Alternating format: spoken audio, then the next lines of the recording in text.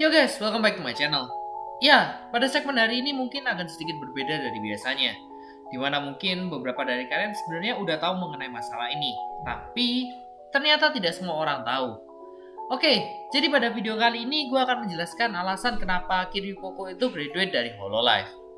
Video ini gue buat hanya untuk menjelaskan kepada kalian yang masih kurang paham kenapa Kiryu Koko itu graduate, dan jika kalian punya pendapat lain, silahkan kalian tulis di kolom komentar. Oke, kita mulai dari backgroundnya dulu. Hololive adalah salah satu perusahaan agensi VTuber yang mulai berkembang di Jepang pada saat itu. Setelah mungkin cukup lama berada di belakang pasar Nisanji, yang memang kita tahu pada waktu itu menguasai pasar Jepang. Akhirnya Hololive sendiri itu memiliki suatu kesempatan lah untuk mulai dikenal oleh banyak orang. Baik itu melalui para clipper, meme, fanbase, algoritma YouTube, dan tentunya oleh VTuber mereka sendiri yaitu Kiryu Koko, yang bisa dibilang menjadi jembatan terbesar budaya idol kepada banyak orang. Tidak lama setelah itu kita bisa melihat adanya debut Holomid atau Hololive EN yang muncul dari desakan Koko sendiri. Dan wow, mungkin kalian mengenal hal ini sebagai salah satu hal yang besar di komunitas anime pada saat itu. Dan pada waktu itu juga, Twitter juga ikut meledak dan semua orang membicarakan soal hal ini, yang tentunya membuat proyek ini menjadi sangat sukses. Sebagai salah satu contohnya adalah Gaudura, di mana talent Hololive yang satu ini berhasil pada waktu itu mencapai 1 juta subs hanya dalam waktu 1 bulan, suatu pencapaian yang luar biasa untuk VTuber pada waktu itu. Kesuksesan seperti ini bisa dibilang sangatlah langka, tidak banyak perusahaan yang bisa melakukan hal seperti ini. Dan seperti yang kita tahu, hal ini juga membawa banyak orang melihat ke perusahaan dan membuat mereka ingin berinvestasi di dalam perusahaan. Ya, bisa dibilang perusahaan pada saat itu mulai berkembang lah. Dari titik ini kita bisa melihat, ya sepertinya semua akan berjalan dengan lancar. Apa yang bisa jadi salah? Namun semua itu berubah ketika perusahaan tiba-tiba mendapatkan amukan dari fanbase China. Apa alasannya? Ya, ini semua pertama mengarah ke salah satu perusahaan mereka yaitu Akai Hato, atau lebih sering dikenal oleh kita yaitu Hachama. Di mana pada saat itu dia sedang melihat hitungan demografis di Google Statistik dan dia membacakan kata Taiwan sebagai negara. Di sini Akai Hato sendiri pada dasarnya tidak mendukung kemerdekaan Taiwan. Dia hanya membaca kalimat itu pada statistik Google. Jadi harusnya bukanlah masalah yang terlalu besar lah.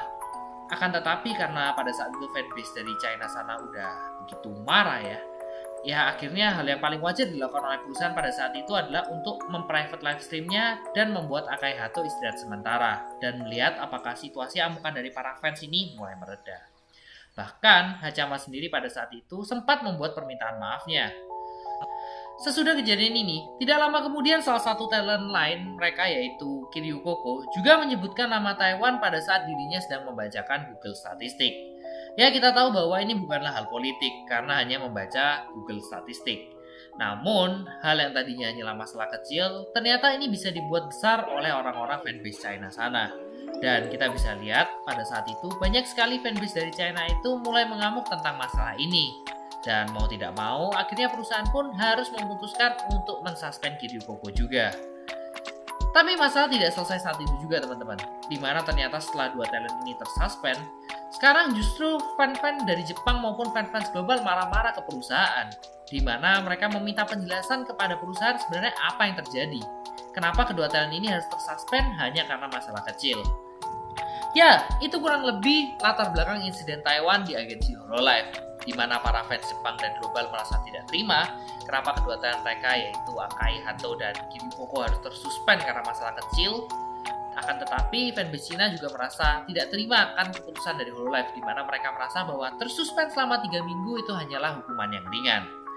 Setelah kejadian ini, fans sendiri akhirnya terbagi menjadi dua, yaitu fans global dan fans dari China, yang dimana gue akan sebut dengan para antis. Gak cukup sampai di situ aja guys, masalah ini pun menjadi topik yang cukup besar pada waktu itu sampai masuk menjadi headline news, bahkan sampai pemerintah Jepang pun ikut membicarakan masalah ini. Ya, sebesar itu guys masalah ini. Kembali ke point of view dari fanbase China, mereka masih merasa bahwa hukuman yang diberikan Cover Corp itu sangatlah ringan. Lalu dimulailah kejadian di mana para fanbase China ini mulai melecehkan talent-talent yang lain. Ya, dengan cara melakukan spam di chat mereka, seperti melakukan doxing bahkan mengancam para talent. Tentu aja ada juga fans dari China sana yang masih setia dengan talent-talent mereka, di mana mereka langsung melaporkan ini ke komunitas dan ini pun tersebar dengan cepat. Para antis ini juga mencerca anggota Hololive yang lain seperti salah satunya Minato Aqua, di mana para antis ini menganggap dia sebagai dewi kemenangan mereka. Di mana para antis ini juga sempat membayar orang untuk membuat suatu pesan tersembunyi dalam fan artnya Minato Aqua yang berisikan hinaan kepada Kiryu Koko. Hal ini terjadi karena fans China itu lebih suka Minato Aqua daripada anggota Hololive yang lain. Pada hari saat Kiryu Koko dan Hachama kembali melakukan stream, banyak sekali fans-fansnya yang sangat senang saat mereka kembali. Cara spam yang dilakukan oleh fanbase China itu udah hampir tidak mempan lagi karena udah banyaknya super chat yang dikirimkan oleh fans mereka. Namun sayangnya masalah tidak selesai sampai di situ. Para fanbase China yang merasa kesal dengan hal ini akhirnya menciptakan suatu aplikasi untuk melakukan spam. Jika misalkan tadinya satu orang cuma bisa spam satu kali, sekarang satu orang bisa melakukan spam 100 kali dengan akun yang berbeda. Tentu aja fans asli dari Hololive sadar tentang hal ini dan berusaha semaksimal mungkin untuk menghilangkan spam ini dengan ikut berkontribusi di chat, akan tetapi tidak ada hasilnya. Seiring berjalannya waktu, para antis ini sekarang sudah mulai berhenti melakukan spam terhadap Hachama, namun hanya akan berfokus pada satu orang saja yaitu Kiryu Koko, dengan alasan bahwa Hachama tidak tahu soal masalah Taiwan ini, sedangkan Koko sebagai seorang setengah Amerika secara teknis bermaksud untuk memutar kontroversi ini, sehingga Koko lah yang harusnya disalahkan. Ya, para antis ini sendiri tidak menyerah hanya melakukan spam di YouTube, tetapi juga sampai ke Twitternya dan bahkan sampai membuat bot demi bot hanya untuk menyingkirkan Kiryu Koko. Bahkan kalau kalian mengikuti drama ini, ada juga fanbase dari Taiwan sendiri yang membuat Twitter Save Hololive yang isinya itu tentang informasi pergerakan para antis untuk menghindari akun palsu dan spam. Ya, kita tahu seperti internet pada umumnya, berita seperti ini tuh harusnya akan hilang begitu beberapa bulan. Akan tetapi berbeda dengan kasus kali ini yang dimana makin hari justru makin besar. Dan sampai perusahaan di China pun dan pemerintahnya pun ikut terlibat dalam kasus ini. Kenapa fanbase China sampai semarah itu? Ya, pada dasarnya mereka itu merasa dikhianati oleh idol mereka. Kita harus tahu bahwa fanbase China pada awal debut Hololive itu memang membawa dampak besar untuk memperkenalkan Hololive ke seluruh dunia. Bahkan sebelumnya, Hololive sendiri itu mau memperluas perusahaan mereka ke China karena pasar mereka yang sangat menguntungkan. Contohnya aja kolaborasi Hololive dengan game Azur Lane yang pada saat itu juga termasuk salah satu kunci untuk membawa audiens lebih tahu tentang apa itu Hololive. Perlu digarisbawah bahwa tidak semua fans yang di China sana itu membenci Koko. Ada beberapa fans dari China sana yang pintar dan tahu bahwa Koko itu tidak berbicara politik, pasti akan mengungkapkan kesedihan mereka lewat Reddit, Bilibili, bahkan di Twitter. Namun semua itu tidak berakhir di sana, di mana masih banyak sekali fanbase China sana yang mengungkapkan bahwa Koko sendiri haruslah diberhentikan dari Hololive.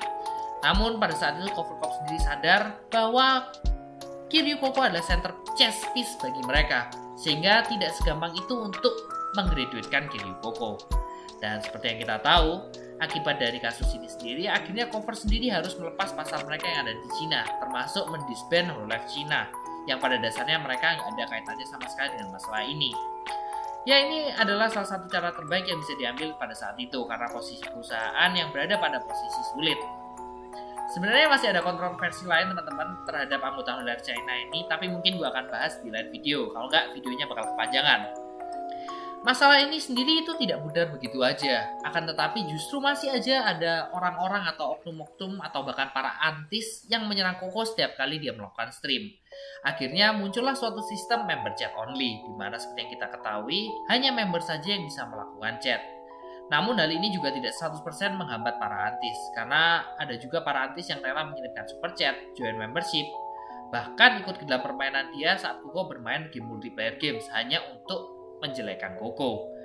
Hal ini sendiri membuat Kiryu Koko sampai melakukan break dari streamnya dan melakukan stream di tempat lain. Dan seperti yang kita ketahui, akibat serangan dari para artis sendiri, gua rasa dia cukup tertekan dan mungkin ya stres ya, karena setiap dia online selalu ada para artis yang siap untuk melecehkan dirinya. Pada awalnya dia tidak menganggap hal ini dan bahkan membuat candaan tentang masalah-masalah ini teman-teman. Tapi juga namanya manusia ya, ketika dia ya dilecehkan setiap saat, setiap dia main itu banyak orang yang mencemooh dia. Ya pada akhirnya dia break teman-teman.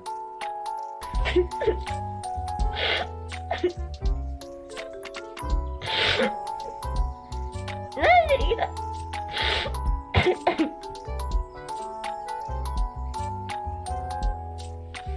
大丈夫やだやっちゃった